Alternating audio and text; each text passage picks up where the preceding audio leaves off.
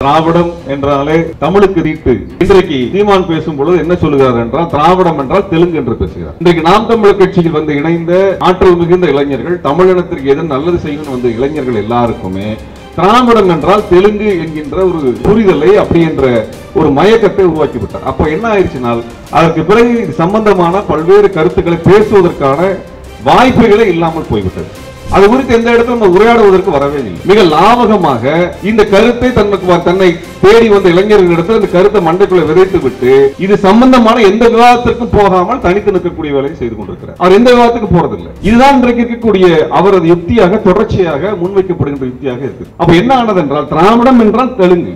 அதற்கு என்ன காரணத்தை கொண்டு வருகிறார் என்றால் மாப்போசியில் இருந்து அறிஞர் குணாவில் இருந்து பல்வேறு உதாரணங்கள் எடுத்து அதை மேலோட்டமாக பேசிவிட்டு செல்வது. திமுகவின் மீதும் கலைஞர் மீதும் எங்களுக்கு 1000 விமர்சனங்கள் உங்களை விட அதிகமாக உண்டு. அது வேறு விதம். அரசியலாக விவாதிப்பது உங்களை மாதிரி செருப்பு தூக்கி காட்டுறதல்ல, கொச்சையாக இழிவாக ஒருத்தர் பேசுவதல்ல விமர்சனம். அரசியலாக எதிர்கொள்ள துணிச்சல் இல்லாதவன் தான் இது போன்ற கொச்சையான இழிவான விமர்சனங்களை முன்வைப்பான். ஒரு மாநிலத்துக்குள்ளாக இருக்கக்கூடிய ஒரு மாநில கட்சியை மட்டுமே வைத்துக் கொண்டு பேசுவது என்பது திட்டமிட்டு பெருமளவிலான இளைஞர்களை திசை திருப்புவதற்கு தான் பயன்படும். இது ஏன் நடக்குது என்றால் ஒரு மாநில தேர்தலை நான் ஜெயிக்கணும். அப்ப மாநில அளவிலான எதிரியை காட்டிவிட்டால் எனக்கு போதும். இந்திய அளவிலே நான் யார் எதிரி, நம்ம தமிழர்களுக்கு அடிப்படை பிரச்சனை என்பதை எல்லாம் நான் சொல்லி விளக்கி நான் ஓட்டு வாங்குறதை விட உனக்கு பக்கத்து வீட்டில் இருக்கிறவன் தான் உனக்கு எதிரின்னு சொல்லிட்டு சண்டையை மூட்டி விட்டு நான் ஓட்டு வாங்குறது ரொம்ப எளிமையானது. நம்ம வந்து அவர் சீமான்ட்டே நேரம் சொல்லுவோம், இந்தியாவை பாரதம் என்று ஏற்றுக்கொண்டு அதை பாரத நாடு என்று சொல்லுகின்ற RSS இடஒதுக்கீடு எதிர்ப்பு கொள்கைக்கும் நீங்கள் இருக்கிறீர்கள். அந்த RSS முன்மொழிகின்ற கிறிஸ்தவ இஸ்லாமியர்கள் வேறு பண்பாட்டை சார்ந்தவர் என்று சொல்லுகின்ற ஒதுக்குகின்ற சித்தாந்தத்தை தான் மாப்போசி பேசுகிறார். அவரையும் நீங்கள் ஏற்றுக்கொண்டு அந்த கொள்கை வழியில் நிற்கிறீர்கள். அப்ப இந்த RSS சொல்லுகின்ற இந்த படிநிலைகளை எல்லாம் தனது செயல் திட்டத்தில் வைத்திருக்கக்கூடிய நீங்கள் எந்த வகையில் RSSக்கு பிஜேபிக்கு எதிரானவராக இருப்பீர்கள் என்பதை சொல்லிவிடுங்கள். அண்ணாமலையை பார்த்தால் கட்டி தழுவிக் கொள்ளுகிறார், பொன் ராதாகிருஷ்ணனை பார்த்தால் கும்பிடு போடுகிறார். இந்துத்துவவாதிகள் இடத்திலெல்லாம் அவருக்கு எந்த சிக்கலும் இருந்ததில்லை. ஆனால் இங்கே முற்போக்கு பேசக்கூடிய எவரோடும் அவரால் நட்பு பாராட்ட முடியவில்லை. என்ன காரணம்? இவர்கள் சொல்லக்கூடிய தமிழ் தேசியம் என்பது போலி தமிழ் தேசியமாக நாம் பார்ப்பதனுடைய அடையாளம்.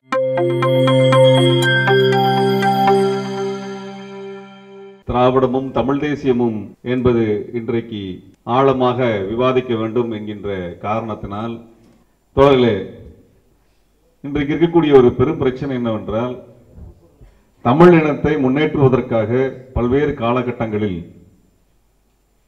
கருத்தியலாக வளர்ந்து வந்த அரசியல் கொள்கைகளை எல்லாம் ஒன்றுக்கொன்று எதிராக மோத விடுகின்ற ஒரு மோசமான சூழ்நிலையில் நாம் நின்று கொண்டிருக்கின்றோம்.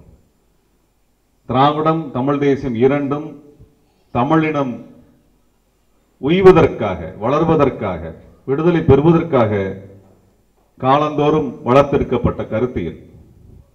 இந்த ரெண்டு கருத்தியலையும் ஒன்றோடு ஒன்று மோதவிடக்கூடிய ஒரு மோசமான அரசியல் இப்பொழுது நடந்து கொண்டிருக்கிறது. திராவிடம் என்றாலே தமிழுக்கு தீட்டு, தமிழ் தேசியம் என்பது ஏற்க இயலாத ஒன்று என்று இரண்டு எதிர்கருத்துகளும் மிக கொச்சையான வாதங்களோடு பரப்பப்படுகின்றன. எதையுமே ஒரு அரசியல் விவாதமாக வைத்தால் நம்மால் பேசிவிட முடியும். ஆனால் கொச்சையான மொழியோடு இதன் மீது தாக்குதல் நடத்தும் போது இளம்பருவ தோழர்களால் அதை எதிர்கொள்ள முடியாது. அதை உள்வாங்குவதிலே, அந்த அரசியலை புரிந்து கொள்வதில் பல சிக்கல்கள் எழுந்து விடுகிறது. இன்றைக்கு நமக்கு இருக்கக்கூடிய பெரிய பிரச்சனை என்னன்னா, இது போன்ற கொள்கைகள், தத்துவங்கள் அல்லது சித்தாந்தங்கள் என்று சொல்லுகிறோமே, இவையற்றை எல்லாம் அரசியல் கட்சிகள் பேச ஆரம்பித்ததனால் வந்த பிரச்சனையை நாம் எதிர்கொண்டு கொண்டிருக்கிறோம். அரசியல் கட்சிகளுக்கு இருக்கக்கூடிய ஒற்றை நோக்கம் என்ன? அதிகாரத்தை கைப்பற்றுவது. அவர்களுக்கு நல்லவர்கள் மட்டும்தான் ஓட்டளிக்க வேண்டும் அவர்கள் என்றைக்கும் கேட்பதில்லை. அல்லது கொள்கைகளை ஏற்றுக்கொண்டவர்கள் தான் ஓட்டளிக்க வேண்டும் என்றெல்லாம் கேட்பதில்லை. அவர்களுக்கு அனைவரின் ஓட்டும் தேவைப்படுகிறது. இப்ப அனைவரையும் சமாதானப்படுத்துகின்ற ஒரு அரசியலைத்தான் அவர்கள் வெளியிலே பேச வேண்டியிருக்கிறது. இரண்டாவது, மக்களிடத்தில் கருத்தியல் மாற்றத்தை கொண்டு வர வேண்டும், முற்போக்கு சிந்தனையை கொண்டு வர வேண்டும் என்றெல்லாம் அரசியல் கட்சிகள் வேலை செய்வதில்லை. அவர்களுக்கு நாங்கள் அதிகாரத்தில் வந்துவிட்டால் மாற்றத்தை கொண்டு வந்து விடுகிறோம் என்று தங்களை கடவுளாக நிறுத்தக்கூடிய ஒரு பண்பில் இருந்து அவர்கள் அனைத்து அரசியலையும் விவாதிக்க ஆரம்பிக்கிறார்கள். அதுதான் இன்னைக்கு இருக்கக்கூடிய பிரச்சனை. இந்த பிரச்சனை பற்றி தான் இன்னைக்கு நாம் பேச வந்திருக்கின்றோம். இவ்வளவு நாள் திராவிடம் இருந்துச்சு, அதனால அந்த திராவிடத்தை ஒழிச்சிட்டு நான் முதலமைச்சர் ஆயிட்டேன்னா நீங்கள் எல்லோரும் மன்னர்களாக மாறிவிடுவீர்கள், இங்க இருக்க பிரச்சனைகள் எல்லாம் ஒரு காலத்தில் ஒரு சமயத்தில் நான் ஒரே நொடியில தீர்த்து விடுவேன் என்று சொல்லுகின்ற குடுகுடுப்பைக்காரர்களை தான் நாம் பார்த்துக் கொண்டிருக்கிறோம். அப்ப உண்மையாலுமே தமிழ்நாட்டினுடைய தமிழர்களுடைய பிரச்சனை என்ன என்று விளக்கங்கள் நடப்பதில்லை. தோழர் ஷெரீப் அவர்கள் பேசும்பொழுது சொன்னார்கள், இங்க இருக்கக்கூடிய கட்சிகளை திமுக அதிமுக ஆகிய இரண்டு ஆளுகின்ற ஆண்ட கட்சிகளை நாங்கள் திராவிட கட்சிகளாக பார்ப்பதில்லை என்று சொன்னார். அப்ப இங்கே தேர்தல் கட்சிகளாக இருக்கக்கூடியவர்களுக்குன்னு ஒரு சில வேலைகள் இருக்கிறது. அவங்களுக்கு என்னன்னா மக்களிடத்துல எந்த கருத்துக்கள் பற்றி கொள்ளுகிறதோ அதை வைத்துக் கொண்டு ஓட்டு வாங்க ஆரம்பித்து விடுவார்கள். அவர்களுக்கு ரொம்ப எளிமையான வழிமுறையாக அது இருக்கிறது. புதிதாக ஏதேனும் ஒரு கருத்தை மக்களிடத்துல சொல்லி விதைத்து அதற்காக உழைத்து சிறை சென்று போராடி அதை நிலைபெற வைப்பதெல்லாம் இந்த கட்சிகளுக்கு ஒரு காலத்திலும் வராது. அது திராவிடமாக இருந்தாலும் சரி, தமிழ் தேசியமாக இருந்தாலும் சரி.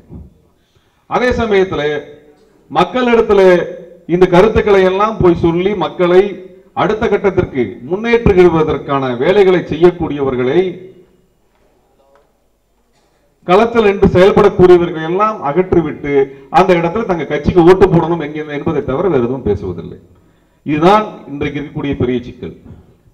திமுகவினுடைய நீண்டகால ஆட்சியிலே ஏற்பட்ட சிக்கல்களுக்கெல்லாம் திராவிடத்தை குறை சொல்லுவது என்பது முன்னிலைப்படுத்தப்படுகிறது. இது பல இடங்களில் நம்ம அணுக முடியும். ஆனால் இது ஒவ்வொரு காலத்திலும் இது தொடர்ச்சியாக வெவ்வேறு வகையிலே பேசப்பட்டுக் கொண்டே வருகிறது. இது மாப்போசி காலத்திலிருந்து பார்த்தோம் என்றால் மாப்போசி இதனுடைய பிரதாமகரை நம்ம பார்க்க முடியும். அவர் காலத்திலிருந்து இதற்கான ஒரு குழப்பமான அரசியலை தொடர்ச்சியாக முன்வைத்து வருகிறார்.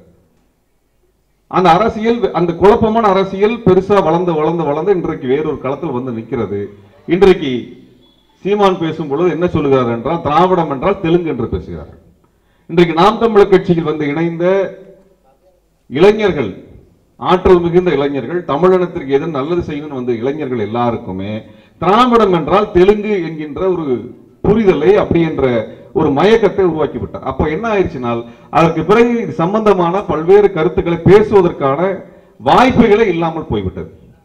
அது குறித்து எந்த இடத்துல உரையாடுவதற்கு வரவே இல்லை. அவர் எந்த மேடையிலும் இது குறித்து பேசுவதும் இல்லை. மிக லாபகமாக இந்த கருத்தை தன்னை தேடி வந்த இளைஞர்களிடத்தில் இந்த கருத்தை மண்டைக்குள்ள விதைத்து விட்டு இது சம்பந்தமான எந்த விவாதத்திற்கும் போகாமல் தனித்து நிற்கக்கூடிய வேலையை செய்து கொண்டிருக்கிறார். அவர் எந்த விவாதத்துக்கு போறதில்லை. இன்னும் குறிப்பாக சொல்ல வேண்டும் என்றால் அவர்கள் திமுக மேலதான அவருக்கு பிரச்சனை இருக்குது, காங்கிரஸ் மேலதான பிரச்சனை இருக்குது. திமுக காங்கிரஸை தவிர்த்து வேற எந்த கட்சி முற்போக்காக இருக்கக்கூடிய இயங்கக்கூடிய கட்சிகளிடத்திலோ அல்லது இயக்கங்களுடைய மேடைகளிலோ அவரை பார்க்க முடியும் என்றால் உங்களால் பார்க்க முடியாது. நம்மாழ்வாரோட மேடையில் நீங்க பார்த்திருப்பீர்களா? வாய்ப்பில்லை. நம்மாழ்வாரினுடைய படத்தை தொடர்ச்சியாக பயன்படுத்தி வருகிறார். ஆனால் நம்மாழ்வார் போராட்டத்தில், களப்போராட்டத்தில் இருந்த காலத்தில் எல்லாம் அவரோட மேடையில் ஏறி பேசியிருக்கிறாரா? இல்லை. அல்லது இது போல மக்களுக்காக போராடக்கூடிய களத்தில் இருக்கக்கூடிய இயக்கங்களோடு களத்தில் ஏறி நின்று பேசியிருக்காரா? பேசினதில்லை. ஏனால் அப்படிப்பட்ட ஒரு நிலை ஏற்படும் என்றால் அங்கே கருத்து விவாதம் வரும். அந்த கருத்தியல் விவாதத்தை அவருக்கு பின்னால் வரக்கூடிய அல்லது அவரை தலைவராக ஏற்றுக்கொண்டிருக்கக்கூடிய இளைஞர்களுக்கு கேள்விகளை உருவாக்கும். அந்த கேள்விகளுக்கு அந்த இளைஞர்களிடத்தில் பதில் சொல்வதற்கு இவரிடத்தில் எந்த பதிலும் இருக்காது, எந்த பதிலும் இருக்காது. அதனால் என்ன பண்ணுவார் என்றால் அவர் என்னைக்குமே தனித்த ஒரு மேடையை தனித்து நிற்பது என்று உருவாக்கி கொண்டு அதை மட்டுமே ஒரு யுக்தியாக பயன்படுத்தி வருவது நடந்து வருகிறது. அப்ப இருக்கக்கூடிய பிரச்சனை என்ன ஆயிடுச்சுனால் அவரை மட்டுமே நீங்க பார்க்கணும், அவரை மட்டும். அதாவது தமிழ்நாட்டில் இருக்கக்கூடிய எந்த ஒரு போராட்டத்துக்கு சென்றாலும் அவர்கள் தனியாக வந்து நிற்பார்கள். அவர்கள் யாரோடும் கலக்கக்கூடாது, யாரோடும் பேசக்கூடாது, யாரோடும் உறவு வைத்துக் கொள்ளக்கூடாது, உரையாடல் நடத்தக்கூடாது, எந்த கூட்டத்திற்கும் போகக்கூடாது என்று தனித்து அவர்கள் தனிமைப்படுத்தப்பட்டு தமிழ்நாட்டினுடைய இளைஞர்கள், அவருக்கு பின்னால் சென்ற இளைஞர்கள் என்ன ஆனாங்க? தமிழ்நாட்டினுடைய போராட்ட சக்தியாக மாறாமல் போய்விட்டார்கள். வெறும் கட்சி அரசியலுக்குள்ளாகவே கொள்கை அரசியலுக்கு கொண்டாந்து சிக்க வைப்பது, கட்சி அரசியலினுடைய தேவையை கொள்கை அரசியல் மூலமாக பேசிக் விடுவது. ஆனால் கொள்கை அரசியல் நடத்துகின்ற இடத்துக்கு வரும்போது அது கைகளை விட்டு போய்விடுவது. இதுதான் இன்றைக்கு இருக்கக்கூடிய அவரது யுக்தியாக தொடர்ச்சியாக முன்வைக்கப்படுகின்ற யுக்தியாக இருக்குது. அப்ப என்ன ஆனது என்றால் திராவிடம் என்றால் தெலுங்கு, அதற்கு என்ன காரணத்தை கொண்டு வருகிறார் என்றால் மாப்போசியில் இருந்து அறிஞர் குணாவில் இருந்து பல்வேறு உதாரணங்கள் எடுத்து அதை மேலோட்டமாக பேசிவிட்டு செல்வது. காலம் காலமாக 100 ஆண்டுகளாக தெலுங்கர்களே இங்கே ஆட்சியிலே இருந்தார்கள். அதனால் தமிழர்கள் வாழ்வழந்து போனார்கள், தமிழர்கள் உரிமை இழந்து போனார்கள், தமிழ்நாட்டில் அனைத்து பிரச்சனைகளுக்கு காரணமே இந்த தெலுங்கர்கள் என்று ஒரு பிரச்சாரத்தை மேலோட்டமாக புரிய வைத்து விட்டு அகர்ந்து விட்டார்கள். எந்த மாதிரி தெலுங்கு, என்ன மாதிரி பிரச்சனை நடந்தது, எப்படியாக அவர்கள் தங்களை வளர்த்துக்கொண்ட எந்த விவாதத்தையும் அவர்கள் பேசுவதில்லை, உரையாட வருவதில்லை. நீங்க எந்த கருத்து வேண்டுமானால் பேசலாம், உரையாடல் இருக்கணும்ல, ஒரு விவாதம் இருக்க வேண்டும் அல்லவா? அப்படி எந்த விவாதங்களும் நடப்பதில்லை. அதிகபட்சம் என்ன நடக்குனால், இது சம்பந்தமா நீங்க பேசுனீங்கன்னா முகநூல்லையோ அல்லது சமூக வலைதளத்திலேயோ உங்கள் மீதான ஒரு கொடூரமான தாக்குதல் நடத்துவார்கள், உங்களை கொச்சைப்படுத்துவார்கள், இழிவுபடுத்துவார்கள், அல்லது உங்களை தெலுங்கர் என்று சொல்லிவிட்டு போய்விடுவார்கள். இதனால என்ன ஆனது? இப்ப இந்தியாவில் இருக்கக்கூடிய இந்தியாவை எப்படி புரிந்து கொள்வது? நாம் இந்தியாவில் வாழ்கின்றோம், இந்தியாவினுடைய சட்டங்கள் தான் நமக்கான சட்டங்களாக இருக்கின்றன. தமிழ்நாட்டுக்கு என்று தனித்த சட்டங்கள் என்று எந்த சட்டங்களும் கிடையாது. இந்தியா முழுவதும் இருக்கக்கூடிய பல்வேறு தேசிய இனங்கள், பல்வேறு மொழி பேசுகின்ற மக்களுக்கு ஒரு சட்டம் இருக்கிறது. அந்த சட்டம் தான் அனைவருக்கும் பொருத்தமானதாக இருக்கிறது.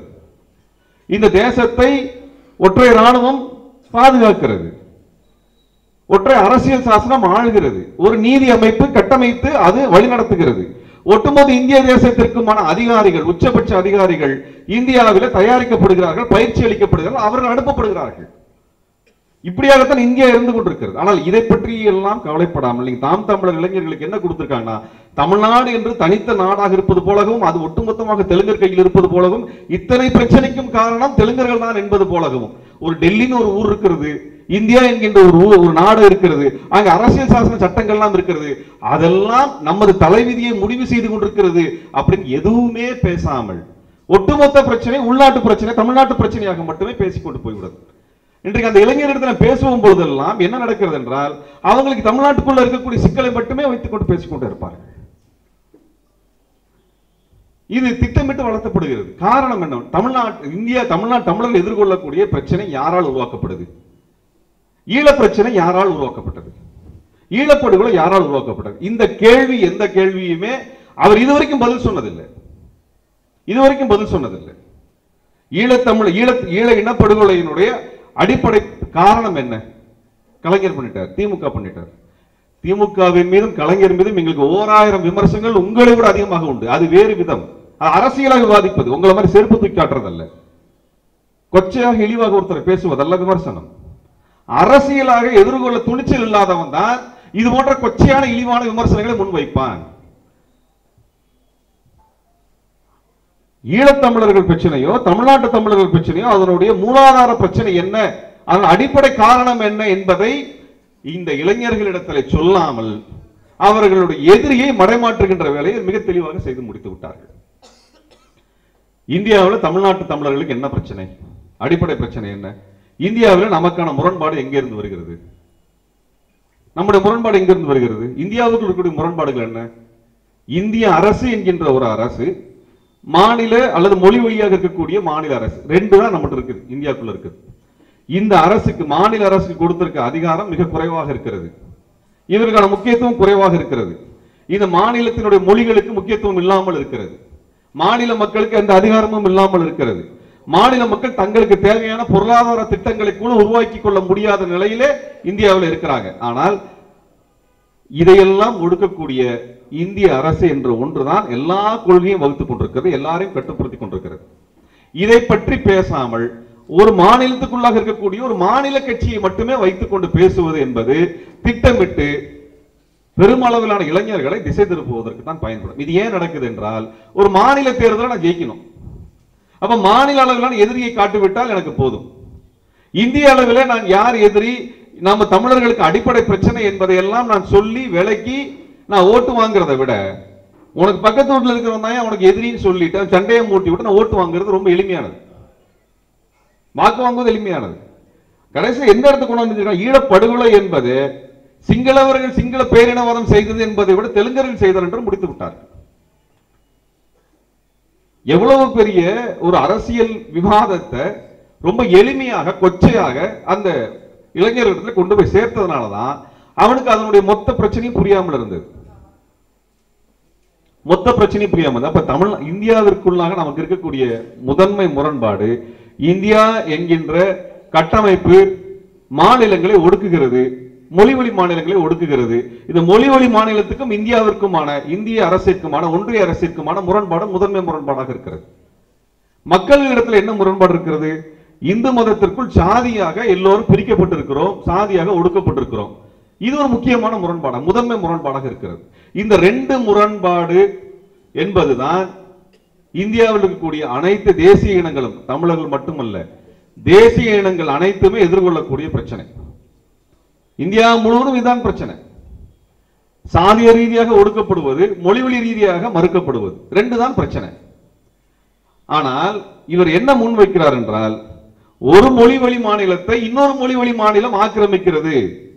ஒரு மொழி பேசுகின்ற மக்களை இன்னொரு ஒடுக்கப்படுகின்ற மொழியை பேசுகின்ற மக்கள் ஒதுக்குகிறார்கள், அடக்குகிறார்கள், பிரிக்கிறார்கள்.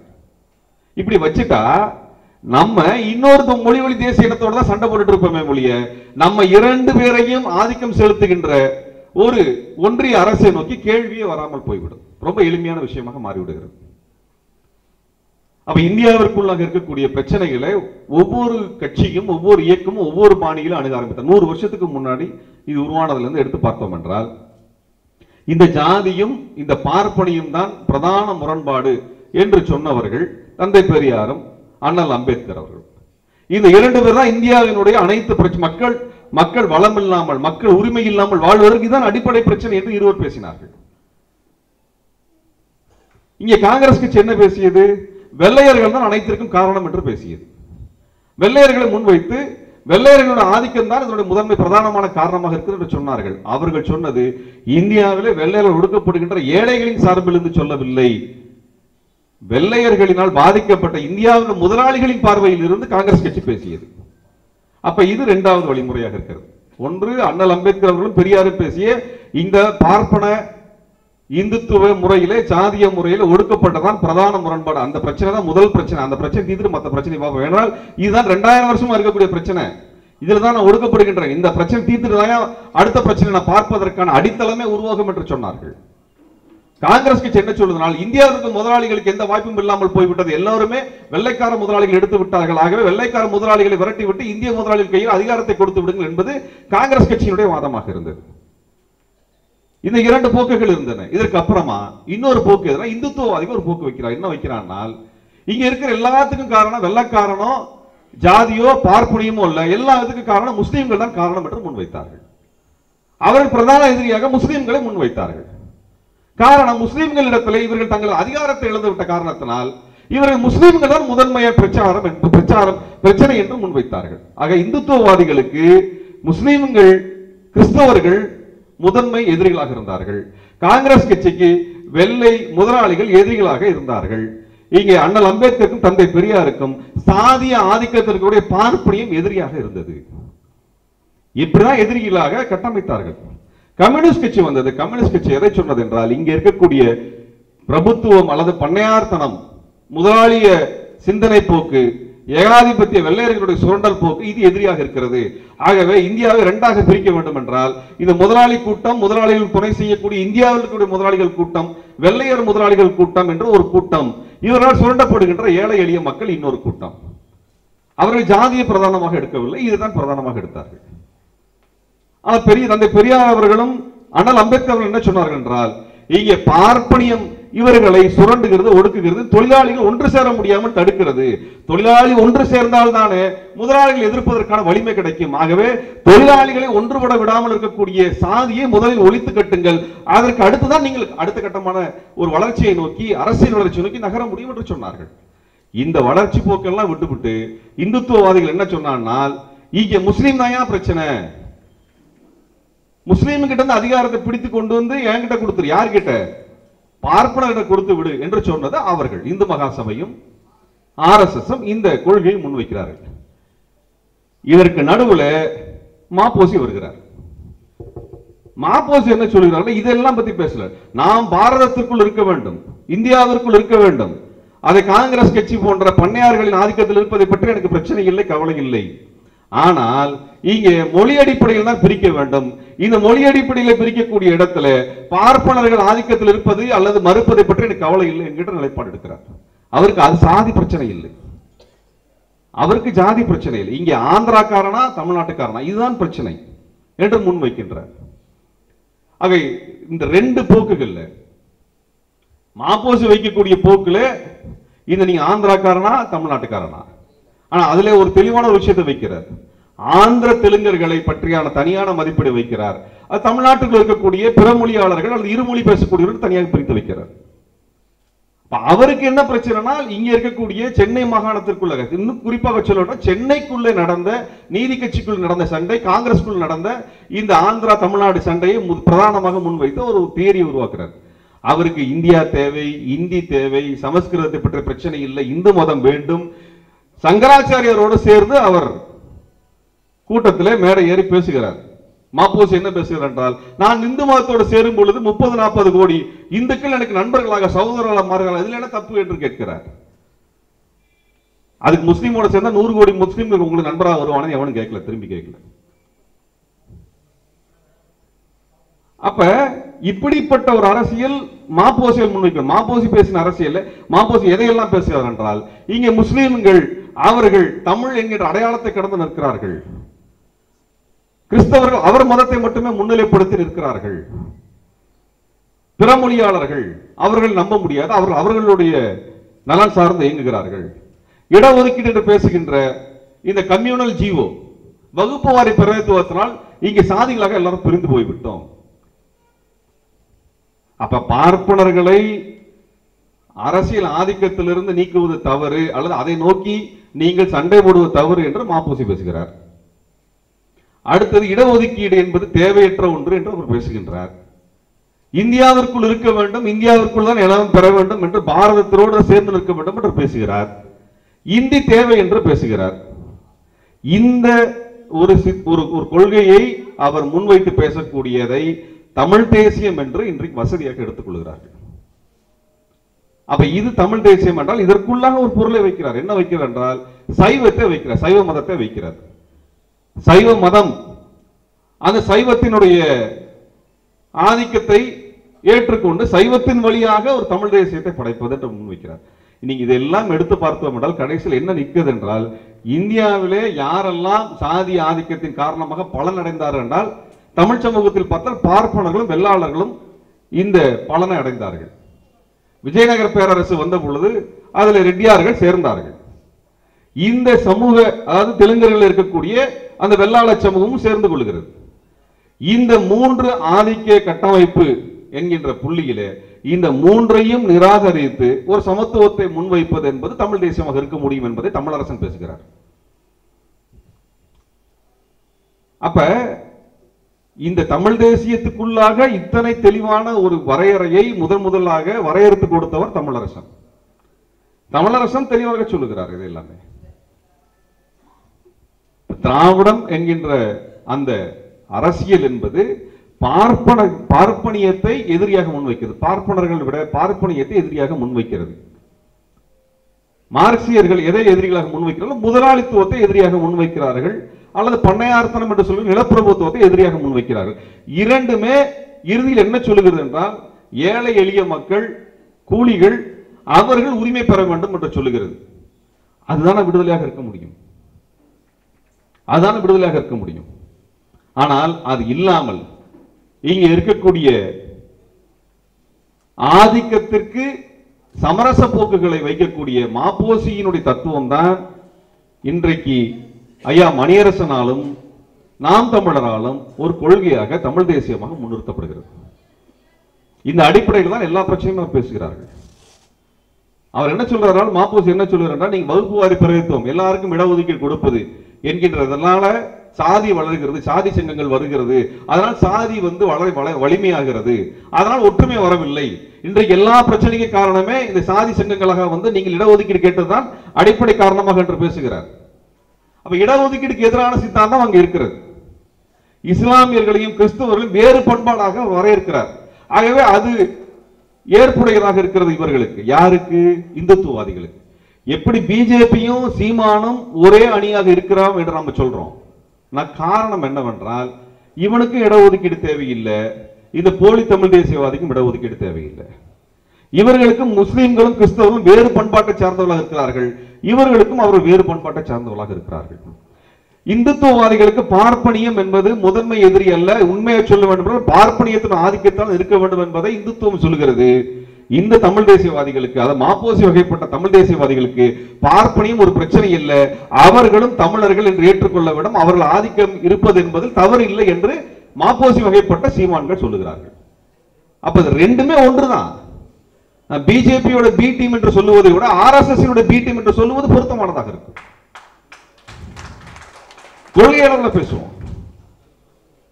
இன்னைக்கு சீமான் என்ன பேசுகிறார்? பட்டியல் வெளியேற்றம் வேண்டும் என்று பேசுகிறார். இங்கே தெலுங்கு பேசக்கூடிய மக்களை, அவர்களுக்கு இருக்கக்கூடிய இடஒதுக்கீட்டு உரிமையை மறுக்க வேண்டும் என்று பேசுகிறார். முஸ்லிம்களை நீங்கள் கவனத்துடன் கையாள வேண்டும் என்று பேசுகிறார். இது எல்லாமே அவர் சொன்னதான். காஷ்மீருடைய படத்துக்கள், அமரன் படத்துக்கெல்லாம் அவர் எதிர்ப்பு தெரிவிக்கும், ஆதரவு தெரிவிப்பதற்கெல்லாம் பல காரணம் இருக்கிறது. அப்ப இந்த ரெண்டு நம்ம அவர் சீமான்ட்ட நேரம் சொல்லுவோம், இந்தியாவை பாரதம் என்று ஏற்றுக்கொண்டு அதை பாரத நாடு என்று சொல்லுகின்ற ஆர்எஸ்எஸ் இடஒதுக்கீடு எதிர்ப்பு கொள்கைக்கும் நீங்கள் இருக்கிறீர்கள். அந்த ஆர்எஸ்எஸ் முன்மொழிகின்ற கிறிஸ்தவ இஸ்லாமியர்கள் வேறு பண்பாட்டை சார்ந்தவர் என்று சொல்லுகின்ற ஒதுக்குகின்ற சித்தாந்தத்தை தான் மாப்போசி பேசுகிறார். அவரையும் நீங்கள் ஏற்றுக்கொண்டு அந்த கொள்கை வழியில் நிற்கிறீர்கள். அப்ப இந்த ஆர்எஸ்எஸ் சொல்லுகின்ற இந்த படிநிலைகளை எல்லாம் தனது செயல் திட்டத்தில் வைத்திருக்கக்கூடிய நீங்கள் எந்த வகையில் ஆர்எஸ்எஸ்க்கு பிஜேபிக்கு எதிரானவராக இருப்பீர்கள் என்பதை சொல்லிவிடுங்கள். எந்த இடத்துல? அது நீங்க ரொம்ப இயல்பான நண்பர்களாக மாறி இருக்கிறீர்கள். நீங்கள் ரொம்ப இயல்பான நண்பர்கள், அதில் எந்த மாற்று கருத்தும் நாம் பார்த்ததில்லை. நீங்கள் எங்களை போன்ற திமுக, உங்களுக்கு ஒரே வெறுப்பு திமுக தானே, திமுக அல்லாத எந்த முற்போக்கு அமைப்போடும் அரவணைக்க முடியாத சீமான் இந்துத்துவவாதிகளை அரவணைக்க முடிகிறது. அண்ணாமலையை பார்த்தால் கட்டி தழுவிக் கொள்ளுகிறார், பொன் ராதாகிருஷ்ணனை பார்த்தால் கும்பிடு போடுகிறார். இந்துத்துவவாதிகளிடத்திலெல்லாம் அவருக்கு எந்த சிக்கலும் இருந்ததில்லை. ஆனால் இங்கே முற்போக்கு பேசக்கூடிய எவரோடும் அவரால் நட்பு பாராட்ட முடியவில்லை. என்ன காரணம்?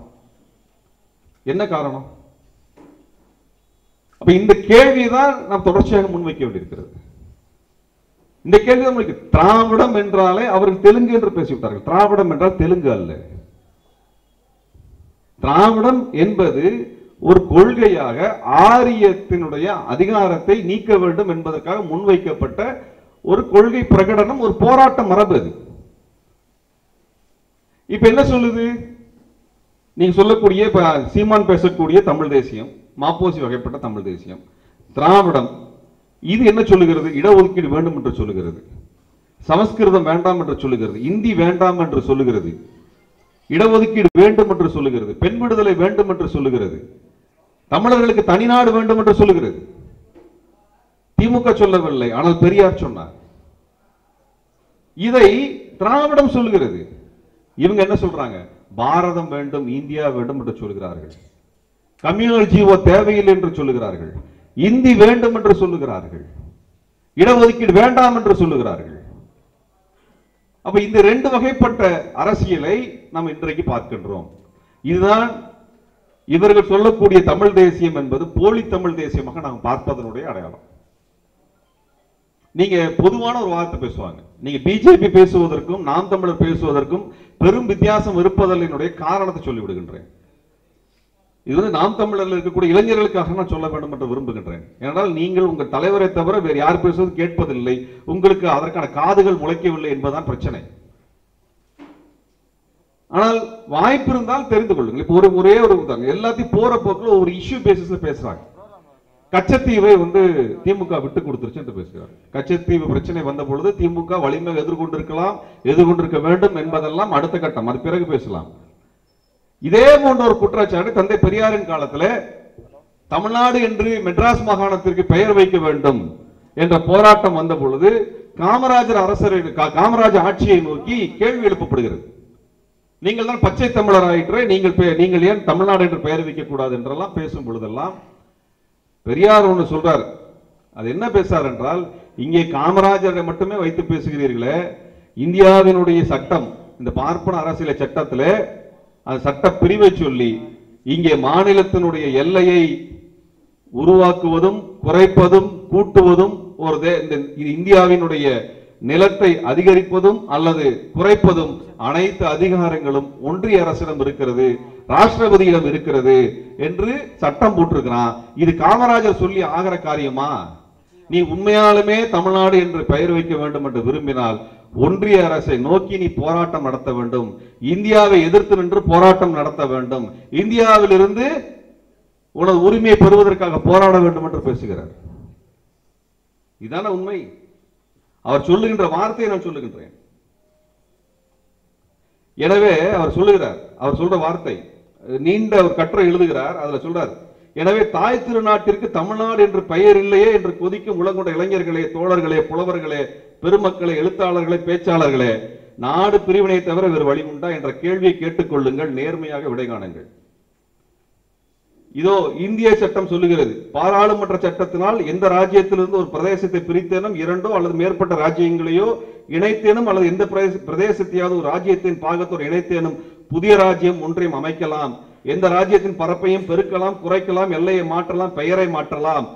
இதையெல்லாம் ராஷ்டிரபதியின் சிபாரிசின் பேரில் அன்றியும் வேறு எந்த வழியிலும் செய்ய இயலாது.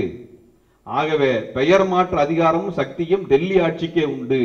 அதிலும் இந்நாட்டு அரசாங்க சட்டசபைகள் கருத்து தெரிவித்தாலும் ராஷ்டிரபதியோ அல்லது பார்லிமெண்ட் சபைகளோ அதற்கு கட்டுப்பட வேண்டும் என்ற நியதி அரச அமைப்பில் இல்லை. இதற்காக தமிழ்நாட்டு அரசாங்கத்தோடு முட்டிக்கொள்வதை விட அநீதிக்கு காரணமான டெல்லி ஆட்சியின் ஆதிக்கத்திலிருந்து விடுபட வேண்டும் என்பதுதானே அறிவுடைமை அப்படின்னு கேட்கிறார். இதுதான் கேட்கிறார். நீங்க பெரியாரை நோக்கி இன்னைக்கு கேள்வி எழுதுறாங்க, கட்டுரை எழுதுறாங்க.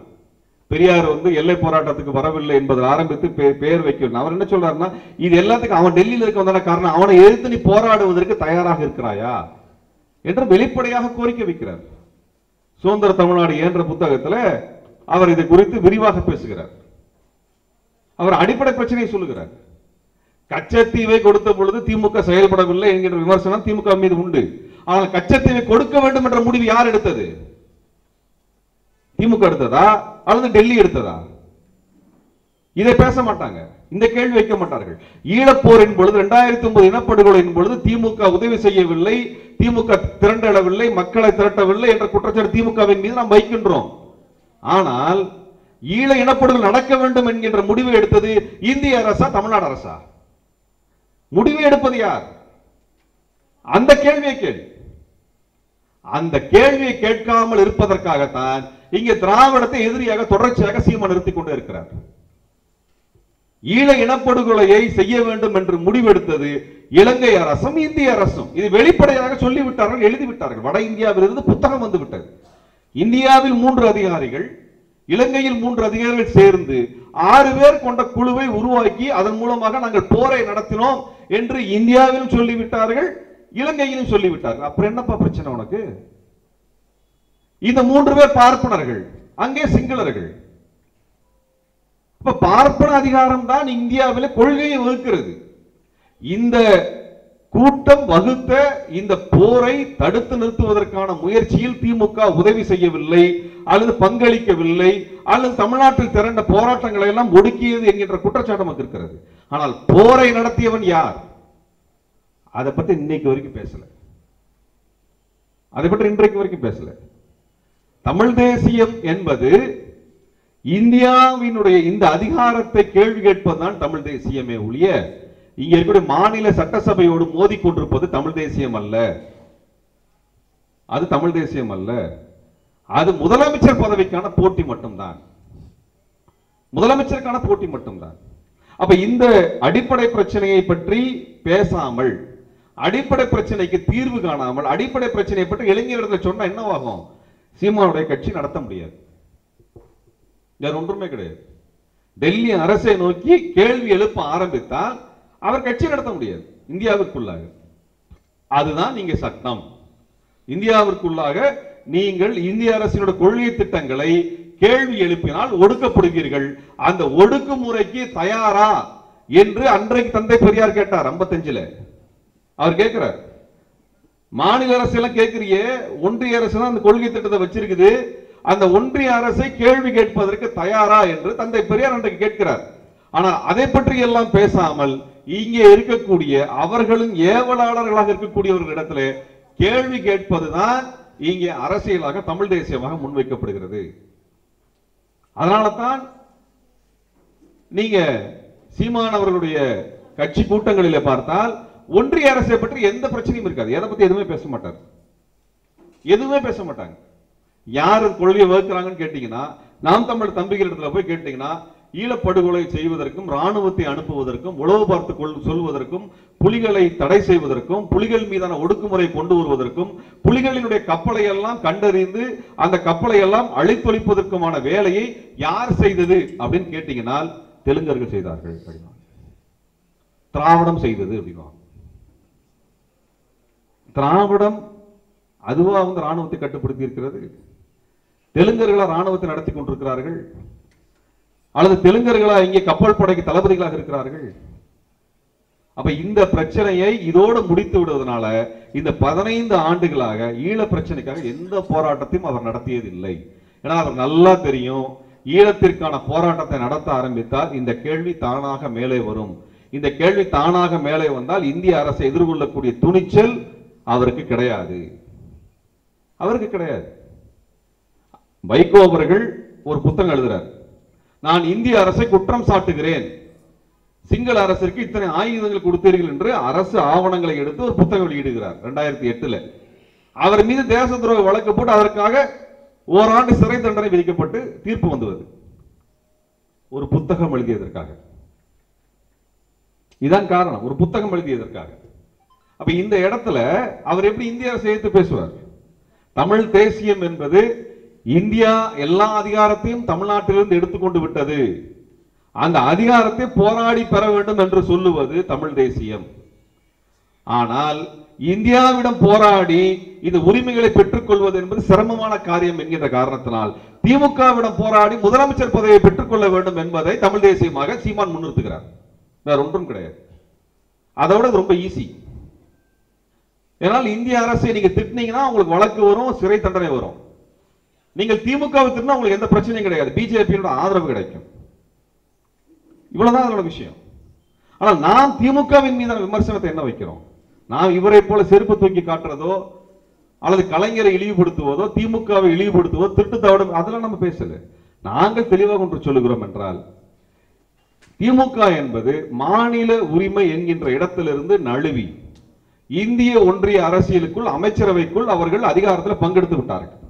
கிட்டத்தட்ட 1999 காலகட்டத்திலிருந்து 2014 காலகட்டம் வரை 14 ஆண்டுகள் அவர்கள் டெல்லி அரசாங்கத்தில் கூட்டணி ஆட்சியிலே பங்கு பெற்று ஒரு இந்திய தேசிய கட்சியை போலவே சிந்திக்க ஆரம்பித்து விட்டார்கள்.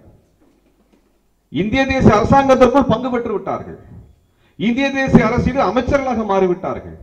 அவர்களால் அவர்கள் குடும்பத்திற்கும் கட்சிக்கும் வேண்டும் என்ற நலன் ஏற்பட்டதே ஒழிய தமிழினத்திற்கு நலன் ஏற்படாது. அப்படி தமிழினத்திற்கு மட்டுமே நலன் ஏற்படக்கூடிய எந்த கட்சியும் கூட்டணி கட்சியில வைத்துக் கொள்ள மாட்டார்கள். அதனால் ஒரு இந்திய கட்சியை போல திமுக சிந்திக்க ஆரம்பித்து விட்டது, இந்திய தேசியத்தை போல சிந்திக்க ஆரம்பித்து விட்டது. அப்படி இருக்கக்கூடிய ஒரு கட்சி எப்படி அண்ணாவினுடைய கட்சியாக இருக்க முடியும்? அது எப்படி தந்தை பெரியாரின் கட்சியாக இருக்க முடியும்? அது எப்படி தமிழர் நலன்களை முன்னெடுக்கக்கூடிய கட்சியாக இருக்க முடியும்? அது தமிழ்நாட்டினுடைய முதலாளிகளை பிரதிநிதித்துவப்படுத்தக்கூடிய கட்சி. தமிழ்நாட்டு முதலாளிகளாக யாரெல்லாம் இருக்கிறாங்கன்னா, தமிழ்நாட்டிலே தொழில் செய்பவர் மட்டுமல்ல, திமுகவினுடைய மாநில செயலாளர்கள் அமைச்சர்கள் பல பேருமே முதலாளிகளாக தொழிலதிபர்களாக இருக்கிறார்கள். இந்த முதலாளிகளுக்கும் தொழிலதிபர்களுக்கும் எந்த பங்கமும் வைக்க வரக்கூடாத வகையில் தான் திமுக கொள்கை முடிவெடுக்கும். அப்ப தமிழ்நாட்டு முதலீடுகளுக்காக பேரம் பேசுவதற்கு திமுக இருக்கிறது. இது இந்திய அளவில் இருக்கக்கூடிய முதலாளிகளுக்காக பேரம் பேசுகின்ற காங்கிரஸோடும் பாஜகவோடும் கைகோர்ப்பது எந்த பிரச்சனையும் இல்லை. இதுல கொள்கையெல்லாம் ஒரு ஒண்ணுமே கிடையாது, ஒரு கத்திரிக்கையும் கிடையாது. இதுல திராவிட கொள்கை நாங்கள் பேசுகிறோம், அவர்கள் இந்திய கொள்கையை பேசுகிறார்கள், அப்படிலாம் ஒண்ணுமே கிடையாது. அவர்களுக்கு இதுல எந்த பிரச்சனையும் கிடையாது. நாங்க தமிழ்நாட்டு முதலாளிகளுக்கு எந்த பிரச்சனையும் இல்லை. உங்களுக்கு சிப்காட் வேணுமா, நாங்க எடுத்து தர்றோம். உங்களுக்கு நிலம் வேணுமா, அதுக்கு சட்டம் கொண்டு வர்றோம். அந்த நிலத்தை எடுப்பதற்கு உங்களுக்கு என்ன உதவி வேணுமோ நாங்க பண்ணி தர்றோம். உங்க கம்பெனியில் தொழிலாளர்களுக்கு ஏதாவது சிக்கல் வருதா, தொழிலாளிகள் போராட்டங்களை கலைத்து விடுகின்றோம். தொழிலாளர் தலைவர்களை சிறைப்படுத்தி விடுகிறோம். எல்லாம் தமிழ்நாட்டில் வந்தா எந்த முதலாளிக்கும் எந்த பிரச்சனையும் இல்ல பார்க்கக்கூடிய தமிழ்நாட்டினுடைய முதலாளிகளுடைய பிரதிநிதிகளாகத்தான் திமுக இருக்கிறது, அதிமுக இருக்கிறது. அதிமுக இதே தான். அப்ப இந்த இரண்டு கட்சிகளும் இந்த முதலாளிகளுடைய பிரதிநிதிகளாக இருக்கு. இது எப்படி சாமானிய பாட்டாளிகளினுடைய தமிழ்நாட்டினுடைய ஏழை எளிய மக்களுடைய பிரதிநிதிகளாக இருக்க முடியும்? அந்த அடிப்படையில் நாங்கள் திமுகவிலும் அதிமுக வேறுபட்டு நிற்கிறோம். இந்த இடத்துல நாங்கள் வேறுபட்டு நிற்கிறோம். இதுதான் நாங்கள் திமுக மீது வைக்கக்கூடிய விமர்சனம். இது விமர்சனமா, செருப்பை தூக்கி காமிக்கிறது விமர்சனமா? எது விமர்சனம்? ஒரு கொள்கை ரீதியாக விமர்சனங்களை பேச தெரியாத கட்சி நாம் தமிழர் கட்சி. தனி மனித தாக்குதல் மட்டும்தான் ஈடுபடுவார்கள். நீங்கள் இன்றைக்கு இந்த கூட்டத்தில் நின்று உங்களை விமர்சிக்கக்கூடிய திருமுருகனை நோக்கியோ அல்லது குடதை அரசை நோக்கியோ அல்லது தோழர் கேம் ஷெரீஃபை நோக்கி நீங்க விமர்சனம் வைத்தால் விமர்சனம் பதில் சொல்ல தயாரா இருக்கிறோம். ஆனால் நீங்க என்ன பண்ணுவ, இவர் தெலுங்கரு அவர் கன்னடம் ஒரு கதை கட்டுவேன். அதை தவிர உங்களுக்கு எந்த பதிலுமே இருக்காது, எந்த பதிலுமே இருக்காது. அப்ப இங்க இருக்கக்கூடிய பிரச்சனை என்னன்னா, இப்ப தமிழ்நாட்டு முதலாளிகளுக்கு திமுக பிரதிநிதியாக இருப்பதா அல்லது நாம் தமிழர் பிரதிநிதியாக இருப்பதான் சண்டை, வேற ஒரு சண்டையும் கிடையாது. இதுல இவங்க தமிழ் தேசியம் அவங்க திராவிடம் ரெண்டும் கிடையாது. இது திராவிடமும் கிடையாது, தமிழ் தேசியமும் கிடையாது, ரெண்டுமே கிடையாது.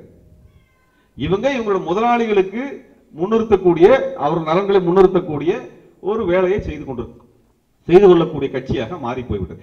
இதுதான் இன்றைக்கு இருக்கக்கூடிய திராவிடம் தமிழ் தேசியமாக இருக்கிறது. தமிழ்நாட்டில் வரக்கூடிய கட்சிகள் எல்லாம் இந்த இடத்தை நோக்கி தான் சென்று கொண்டிருக்கிறார்கள். ஆனால் தமிழ் தேசியம் என்பது தமிழர்களுக்கும் இந்திய அரசுக்குமான முதன்மை முரண்பாடுகளான இந்த இந்தியம் என்பதை நோக்கியான கேள்வியும், இந்து மதம் என்கின்ற அந்த கட்டமைப்பை நோக்கிய கேள்வியும், சாதி என்கின்ற கட்டமைப்பை நோக்கிய கேள்வியும், இந்தியாவினுடைய முதலாளிகளாக இருக்கக்கூடிய பனியாக்கள் என்ற மார்வாடிகளை நோக்கிய கேள்வியும் தான் தமிழ் தேசியமாக இருக்க முடியுமே தவிர எதுவும் இருக்க முடியாது. அப்ப இந்திய அரசை நோக்கி கேள்வி கேட்காதவன், இந்திய ஆதிக்கத்தை கேள்வி கேட்காதவன், மார்வாடிகளினுடைய கொள்ளையை கேள்வி கேட்காதவன், இந்தியாவினுடைய வெளியுறவு கொள்கையை பாதுகாப்பு கொள்கையை கேள்வி கேட்காதவன், இந்தியாவினுடைய இந்த முதலாளித்துவ சிந்தனைகளை கேள்வி கேட்காதவன் ஒரு காலத்திலும் தமிழ் தேசியனாக இருக்க முடியாது, ஒரு காலத்திலும் இருக்க முடியாது. இதே போலத்தான் இந்தியாவில் இருக்கக்கூடிய இந்த பார்ப்பன ஆதிக்கத்தையும் இந்துத்துவ ஆதிக்கத்தையும் இந்த ஆதிக்கங்களை எல்லாம் தூக்கி சுமக்கக்கூடிய இந்திய அரசையும் கேள்வி கேட்காத கட்சி திராவிட கட்சியாக இருக்க முடியாது. ரெண்டும் அதுதான். அப்ப திராவிடமும் தமிழ் தேசியமும் என்று பேசக்கூடிய தலைப்பு மிகப்பெரிய தலைப்பு, நிறைய பேசணும் என்கின்ற குறிப்புகளோடு தான் வந்தோம். ஆனால் இங்கே பேசக்கூடிய தலைப்பு இப்ப திராவிடம் என்கின்ற வார்த்தை எடுத்துக்கொண்டால் ஐயா மணியரசன் என்ன பேசுவார் என்றால், அது மேலோட்டமா பேசக்கூடிய திராவிடம்ன்ற வார்த்தை தமிழ் வார்த்தை கிடையாது. அது எப்படி வச்சுக்குவேன்? ரொம்ப எளிமையா கேட்கறவங்க ரொம்ப ஆமா இல்ல, திராவிடன்ற வார்த்தை தமிழ் வார்த்தை கிடையாது, அது எப்படி வச்சுக்கிறது, நம்ம தமிழர்களாச்சு அப்படின்னு வரும். கம்யூனிஸ்ட்ன்ற வார்த்தை கூட தமிழ் வார்த்தை கிடையாது, வச்சுக்கிறது இல்லையா நீங்க? சோசியலிஸ்ட் கூட தான் தமிழ் வார்த்தை கிடையாது, வச்சுக்கிறது இல்லையா நீங்க? வார்த்தை என்ன பேருங்கிறதா முக்கியம், வார்த்தை என்ன பேரு, அது என்ன மொழி என்பதா முக்கியம், அது என்ன அர்த்தத்தை சொல்லுகிறது, எந்த கொள்கைக்காக நிக்கிறதுங்கிறதானே பாப்பீங்க, அதான பார்ப்போம். வார்த்தையினுடைய வேர்ச்சொல் ஆராய்ச்சிக்காக போய் கொண்டிருக்கிறது என் வேலை இல்லை. அது சமஸ்கிருதமா அல்லது பாலி மொழியா அல்லது மங்கோலிய மொழியா என்பது பார்ப்பதல்ல என் வேலை. மொழி தூய்மையை மட்டுமே பார்த்து நல்ல சுத்த தமிழ் வார்த்தையாக இருக்கின்ற காரணத்தால் நான் பார்ப்பன அல்லது பிராமின் என்ற வார்த்தை சமஸ்கிருத வார்த்தையாக இருக்கிறது, அந்த பிராமின் என்ற வார்த்தையை நான் ஏற்றுக்கொள்ளவில்லை என்று சொல்லிவிட்டேன். அதற்கு பதிலாக அந்தனர் என்று வைத்துக் கொள்ளுங்கள், உங்கள் ஆதிக்கத்தை ஏற்றுக்கொள்கிறேன் ஏற்றுக்கொள்கிறீர்களா? பிராமின் வார்த்தை சான்ஸ்கிரிட்டா இருக்குது. இது நடந்த உடனே அன்றைக்கு புதுக்கோட்டை முத்துக்குமார் என்னிடத்துல போன் பண்ணி பேசுறாரு, என்னங்க இது, நம்ம எதை உருவாக்கணும்னு நினைக்கிறோம், இவரு போய் கொண்டு போய் அங்க கொண்டு போய் சேர்த்து விடுறாரு, அதிமுக போய் சேர்த்து விடுறாரு, திமுக அதிமுக வேண்டாம்னு சொல்லி தானே நம்ம ஒண்ணு உருவாக்கணும்னு நினைக்கிறோம் அப்படின்னாரு.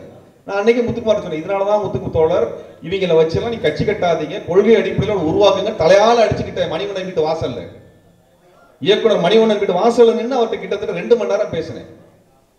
இப்படி எல்லாம் உருவாக்காதீங்க, தவறு என்று சொன்னேன்.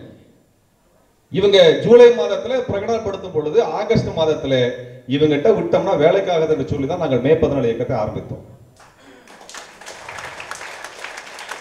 நாங்கள் அன்றைக்கு யோசித்துதான் இது எங்க போய் நிற்கும் நல்லா தெரியும், எங்க போய் நிற்கும் நல்லா தெரியும். அதனால்தான் மே 14 இயக்கம் 2009 ஆகஸ்டிலே ஆரம்பிக்கப்பட்டது. அன்றைக்கு இந்த அர்த்தத்தில் தான் அந்த அரசியலை கொண்டு போய் சேர்த்தார்.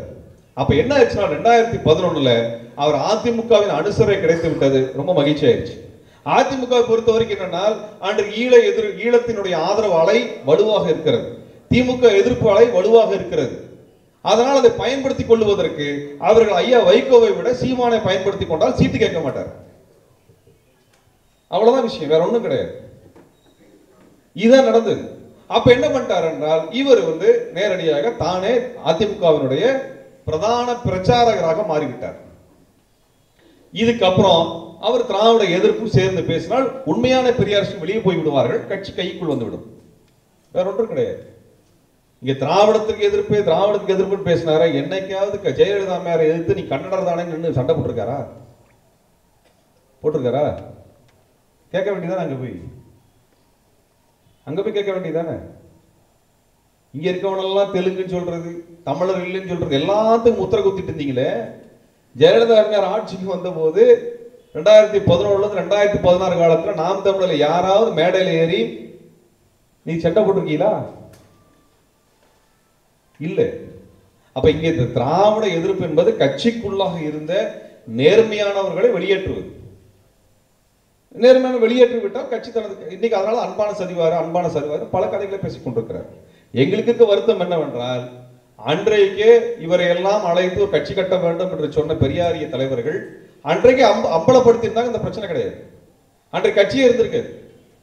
எல்லா பெரியாரிஸ்டுகளும் வெளியில் வந்திருந்தா கட்சி இருந்திருக்காது, அல்லது கட்சி தலைமையை மாற்றி விட்டிருக்க முடியும். அதை செய்யவில்லை. அதனால் விமர்சனமாக சொல்லுகின்றோம். 10 வருஷம் கழிச்சு அவரை போய் அம்பலப்படுத்தி என்ன ஆகிற போகுது? அப்ப என்ன ஆனது என்றால், 2009 ஈழ இனப்படுகொலைக்காக இந்திய அரசை நோக்கி கேள்வி கேட்டவர்களை எல்லாம் மடை மாற்றி தெலுங்கு எதிர்ப்பு என்று கொண்டு வந்து நிறுத்திவிட்டார். அது ஒன்றுதான் இருக்கின்றது. இதற்கு அடிப்படை ஆதாரமா ஒரு மாப்போசி எடுக்கிறார்கள். அறிஞர் குணாவினுடைய புத்தகம் மாப்போசியிலிருந்து எடுக்கப்பட்ட தகவல் கொள்கை அடிப்படையில் வைக்கப்பட்டிருக்கிறது. நீங்க மாப்போசியினுடைய தகவல்கள் அடிப்படை ஆதாரமற்றதாக இருக்கிறது. ஒன்றே ஒன்றுதாங்க, பார்ப்பனியத்திற்கு சுரண்டல் செய்வதற்கு ஒரு கொள்கை திட்டம் இருக்கிறது, சனாதனம் என்கின்ற கொள்கை திட்டம் இருக்கிறது. தெலுங்கர்கள் இங்க எதிரியா வைக்கிறீங்கன்னா அங்க என்ன கொள்கை திட்டத்தை வைப்பீங்க? என்ன கோட்பாடு அங்க இருக்கிறது? இங்க சனாதனம் என்கின்ற கோட்பாடு இருக்கிறவர் அங்க என்ன கோட்பாடு இருக்கிறது? அந்த அது ஆதிக்கமாக இருக்கிறனால அந்த ஆதிக்கத்தை எதிர்ப்பது என்பது வேறு. ஆனால் கோட்பாடு ரீதியாக உங்களை இழிவானவராக நடத்தக்கூடிய இந்து மதத்தினால் 2000 ஆண்டுகளாக சிதைக்கப்பட்ட மக்கள், அவர்கள் அந்த அடிமைத்தனத்திலிருந்து மேல எழுவதுதான் பிரதான சண்டை. அந்த சண்டையை திராவிடம் மட்டும்தான் நடத்தியது. அதனால்தான் திராவிடம் தேவைப்படுகிறது. ஆரியத்தினுடைய ஆதிக்கத்திலிருந்து மீட்டெடுக்கக்கூடிய பணியை திராவிடம் செய்கிறது. இவ்வாறாக ஆரியத்தின் பிடியில் இருந்த தமிழினம் மீட்கப்படக்கூடிய போராட்டத்திலே ஆரியத்தையும் இணைத்துக் கொண்டு தனித்தமிழ் இயக்கம் வருகிறது. சமஸ்கிருதத்தினுடைய ஆதிக்கத்திலிருந்து தமிழை மீட்டெடுக்கக்கூடிய அந்த போராட்டம், அந்த தனித்தமிழ் இயக்கத்தை இணைத்துக் கொண்டு வர்க்க போராட்டத்தை முன்னெடுத்த தமிழரசன் அவர்கள் முன்னெடுத்த அந்த அரசியலும் இணைப்பதுதான் தமிழ் தேசியம். இதுல ஏதோ ஒன்றை பேசிட்டு இருந்தா தமிழ் தேசியம் கிடையாது. வெறும் தமிழ் மொழியை மட்டுமே பேசிக் கொண்டிருந்தால் இங்க ஏழை எளியோர் பிரச்சனை தீர்ந்து விடுவதில்லை, பார்ப்பனியம் ஒழிந்து விடுவதில்லை. வர்க்க அரசியல் மட்டுமே பேசிக் கொண்டிருந்தால் பார்ப்பனியத்தை என்ன செய்வது? இந்திய அரசியல் என்ன செய்வது? இந்தி மேலாதிக்கத்தை என்ன செய்வது? அப்ப இது எல்லாத்தையும் ஒன்றிணைத்த ஒன்றுதான் தமிழ் தேசியம். அப்படிப்பட்ட ஒரு தமிழ் தேசியத்தில் நீங்க திராவிடத்தை பிடிக்கிட்டீங்கன்னா அங்கே ஆரியத்தை ஒட்ட வைத்துக் கொண்டு ஆரிய தேசியமாக மாறிவிடக்கூடியதான் இங்க நடக்கும்.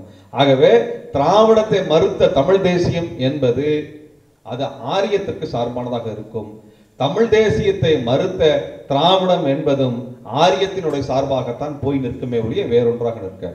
இது ஏன் சொல்லுகிறேன் என்றால், தமிழ் தேசியம் என்பது சுயநிர்ணய உரிமையை பற்றி பேசுவது. அந்த சுயநிர்ணய உரிமையை பற்றி மிக தெளிவாக தந்தை பெரியார் அவர்கள் பேசியிருக்கிறார். அந்த சுயநிர்ணய உரிமையை மறுத்துவிட்டு இந்திய அரசாங்கத்தோடு கைகோர்த்து கொண்டு இந்தியாவோட கொள்கையெல்லாம் ஏற்றுக்கொண்டு இங்கே திணிப்பதையெல்லாம் கைகட்டி வேடிக்கை பார்த்தால் அதுவும் ஆரியத்தோடு கைகலப்பதாகத்தான் இருக்கும். ஆக இங்கே பிரதான எதிரியாக இருப்பது ஆரியம், இந்தியம், இந்து மதம், பார்ப்பனியம், சனாதனம். இதுதான் இந்த முரண்பாடோடு இவர்கள் எல்லாரும் இந்த கும்பல் யாரோடு சேர்ந்திருக்கிறது? ஏகாதிபத்தியத்தோடு முதலாளிகளோடு சேர்ந்து இருக்கிறது. ஆக இந்த முதலாளிகளும் இந்த பார்ப்பனிய சக்திகளும் சேர்ந்து இருப்பதை சேர்ந்து எதிர்த்தால்தான் நீங்கள் வெல்ல முடியும். இதில் ஏதேனும் ஒன்றை மட்டும் நான் பார்ப்பனியத்தை மட்டுமே எதிர்ப்பேன் என்று சொல்லிவிட்டு முதலாளியத்தை கைவிட்டால் இன்றைக்கு திமுக செல்வதை போல முதலாளித்துவத்தோடு கைகோர்த்து அப்படியே ஆரியத்தோடு கைகோர்ப்பார்கள். அல்லது நான் இங்கே பார்ப்பனிய எதிர்ப்பை கைவிட்டேன் என்றால் இங்கே பார்ப்பனியத்தோடு கைகோர்த்து கொண்டு ஆரியத்தோடு போய் நிற்பார்கள். இப்படிதான் நடக்கும். எப்படி போனாலும் அங்கதான் வழி நிற்குது. அப்ப இது ரெண்டையுமே நீங்கள் பார்த்து புரிந்து எதிர்கொண்டால் மட்டும்தான் திராவிடம் தமிழ் தேசியம் என்கின்ற இரண்டையும் சரியா எடுக்க முடியும். இது ரெண்டுமே ரெண்டு தனியா ரோட்டுக்கு இந்த பக்கம் நிக்கிறதா ரோட்டுக்கு அந்த பக்கம் நிக்கிறதா இல்ல. நீங்க இன்னும் ரோட்டுக்கே வரல சார். நீங்க ரோட்டுக்கே வரல.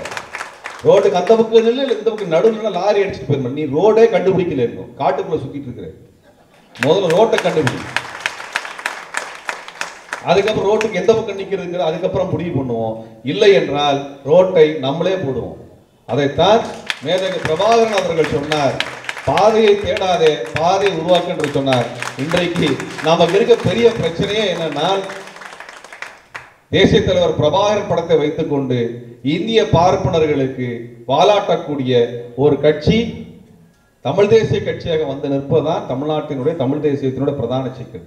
ஆனா இன்றைக்கு தமிழ் தேசியத்தினுடைய சிக்கல் ஆரியம் என்பதை விட தமிழ் தேசியம் என்று சொல்லிக் கொண்டு வந்து நிற்கக்கூடிய போலிகள் தான் முதன்மை எதிரி என்பதை நாம் புரிந்து கொண்டு தேசியம் என்பதை உள்வாங்கி அந்த இடத்துல திராவிடத்தினுடைய முக்கியத்துவத்தை புரிந்து கொண்டு முன்னகர வேண்டும்.